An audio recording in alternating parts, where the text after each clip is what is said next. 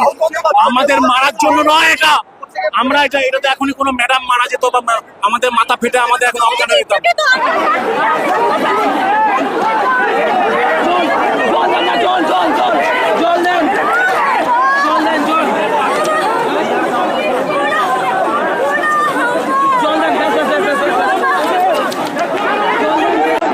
বিকান্দা বিকাশ ভবন অভিযান এবং তারপরে রণক্ষেত্র অবস্থা আমরা দেখলাম। পুলিশ কার্যত লাঠিচার্জ করেছে এবং বেশ কয়েকজন শিক্ষক শিক্ষিকা তারা গুরুতরভাবে আহত হয়েছেন, পায়ে চোট লেগেছে, আশঙ্কা করা হচ্ছে হয়তো দু একজনের পা ভেঙেও যেতে পারে। কি বলবেন গোটা বিষয়টা নিয়ে?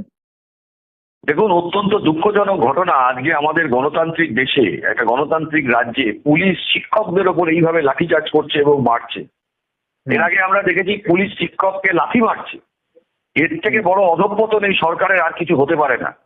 অত্যন্ত দুঃখজনক ঘটনা, এবং এটা পুলিশ করেনি, পুলিশকে করানো হয়েছে এবং করিয়েছেন মুখ্যমন্ত্রী মমতা বন্দ্যোপাধ্যায়। আপনারা যে বারবার বলছেন পুলিশ করিয়েছে, আমি এর সাথে একমত নই।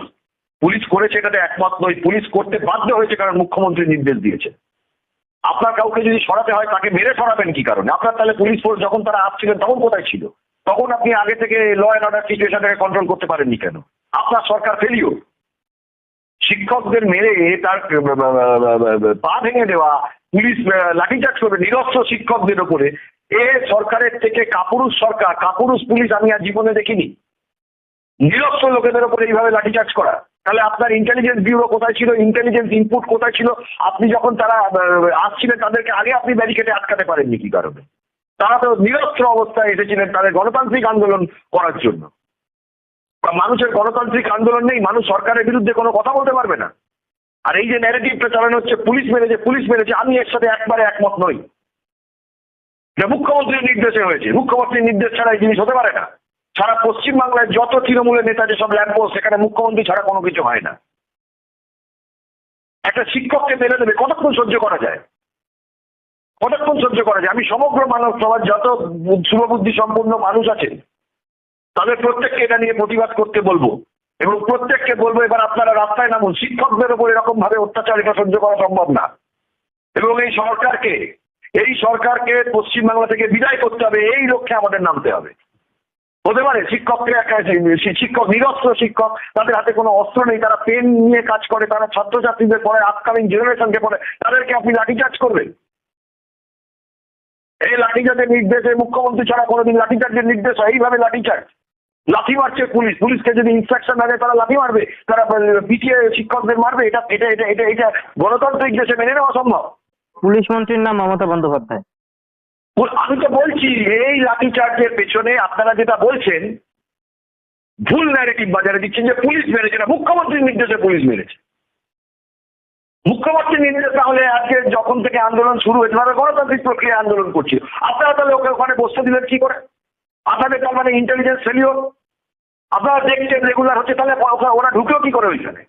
তার মানে আপনি ইচ্ছে করে ঢোকালেন, ওদেরকে পেটাবেন বলে ঢোকালেন, দেখাতে গেলেন যে সরকারের কত ক্ষমতা। এই জন্য স্বৈরতন্ত্র গণতান্ত্রিক সরকার, স্বৈরতান্ত্রিক সরকার, এখানে কোনো গণতন্ত্র নেই।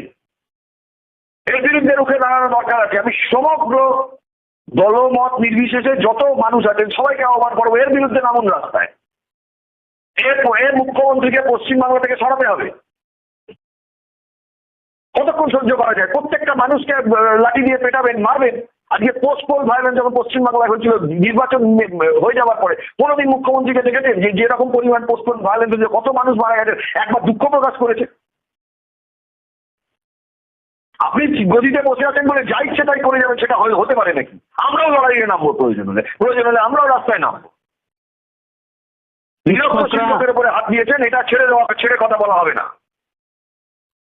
শিক্ষকরা বলছেন যে আমাদের গুলি করে মেরে দেওয়া হোক, এই দাবি তুলছেন তারা। দেখুন, এই পরিস্থিতির জন্য মুখ্যমন্ত্রী দায়ী, তৃণমূল দল দায়ী। তাদেরকে স্বীকার করিয়ে ছাড়বো যে তারা টাকা খেয়েছে বলে আজকে এই জেনারেশন পশ্চিমবাংলায় ধ্বংস হয়ে গেছে। জেনারেশন পশ্চিমবাংলা 2011 সাল থেকে আর 25 সাল অব্দি যদি হিসাব করেন, প্রত্যেক বছর বছর জেনারেশনকে পশ্চিমবাংলার আপনারা ধ্বংস করেছেন। একটা ইন্ডাস্ট্রিয়ালাইজেশন নেই, কাজ নেই পশ্চিমবাংলাতে, সরকারি চাকরি বিক্রি করে বেড়াচ্ছে। জেনারেশনকে জেনারেশন আজকে ধ্বংস হয়ে গেছে। এই যে যারা যারা কাজ করতেন মাঝ বয়সে যে তাদের চাকরি চলে গেল, কেন গেল? কারণ আপনি ইচ্ছাকৃতভাবে আজকে যোগ্য অযোগ্যদের মধ্যে গুলিয়ে রেখে দিয়েছেন। আপনাকে অযোগ্যদের বাঁচাতে হবে। যখন সিঙ্গেল বেঞ্চে মামলা হয়েছিল তখন কিন্তু যোগ্যদের চাকরি যায়নি। ডিভিশন বেঞ্চে মামলা হওয়ার সময় জজ সাহেবরা, হাইকোর্টের জজ সাহেবরা পই পই করে, আমি তো প্রত্যেককে বলবো আপনারা যা করছেন করুন, আপনাদের গণতান্ত্রিক অধিকার আছে, কিন্তু প্রত্যেকে অর্ডারের 242 নম্বর প্যারাগ্রাফ আর 265 নম্বর প্যারাগ্রাফটা মন দিয়ে পড়ে, আইনি ব্যাখ্যার মানে বুঝতে হবে না, ইংরেজিতে মানেটা বাংলাতে কি দাঁড়ায় সেটা পড়ে নিজের মাথায় ঢোকানোর চেষ্টা করুন। সরকার বলেছে আমরা দেবো না, শুধু এটা আইনে বলেছে, কোর্টে বলেছে, আমি এটা বলছি না। প্রকাশ্যে এসএসসি চেয়ারম্যান বলেছে আমরা যোগ্য অযোগ্য লিস্ট সার্টিফাই করে দেবো না, এটা বলেছে। এটা তো আমার কথা না, এটা এসএসসি চেয়ারম্যান বলেছে। এমনকি এডুকেশন মিনিস্টার প্রথমে দেবে বলে পরে এডুকেশন মিনিস্টার 180 ডিগ্রি পাল্টি করে। কেন? কারণ মুখ্যমন্ত্রী বলেছে বলে। তাই এখানে যা কিছু করে তুলতে হবে, মানুষকে সজাগ করে তুলতে হবে। এখানে যা কিছু হচ্ছে, জেনারেশন ধ্বংস হচ্ছে, মানুষের টাকা যাচ্ছে, সরকারি কর্মচারীরা দিয়ে পাচ্ছে না, যা কিছুর জন্য দায়ী মুখ্যমন্ত্রী, অন্য কেউ না, অন্যরা কর্মচারী। এর বিরুদ্ধে আমাদের লড়াই। অনেক অনেক ধন্যবাদ দাদা আমাদের সময় দেওয়ার জন্য। ধন্যবাদ।